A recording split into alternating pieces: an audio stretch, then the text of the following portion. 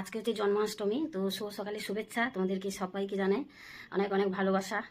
তো তোমরা ভালো থাকো, সুস্থ থাকো। আর আজকে হচ্ছে জন্মাষ্টমী, তো কার কার বাড়িতে জন্মাষ্টমী পুজো হচ্ছে আমাকে অতি অবশ্যই কমেন্টে জানাবে। আমাদের বাড়িতে তো জন্মাষ্টমী করি না, তো সবার বাড়িতে হয়, কিন্তু প্রসাদ আসে, পাশের বাড়িতে পুজো টুজো হয়, প্রসাদ দিয়ে যায়। তো চলো, আমি তো সকালবেলা পুজো করে নিয়েছি, তো আজকে একটু দূর থেকে তোমাদেরকে দেখিয়ে দিই। তো চলো, সকাল উঠে পুজো পাঠ হয়ে গেল, এই যে পুজোটা দিয়ে দিয়েছি, এই যে দেখো। আজকে বেশি একটা ফুল হয়নি, আজকে কম ফুল হয়েছিল, তো যা হয়েছে তাই দিয়ে দিলাম।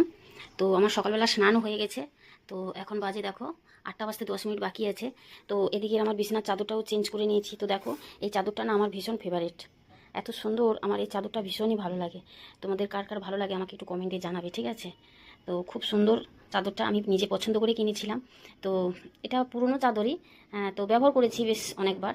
তো আজকে ভাবলাম এই সাদা চাদরটা পাতি খাটে, তো বর্ষাকাল সাদা চাদরটা না ভয়ে পাততে পারছি না।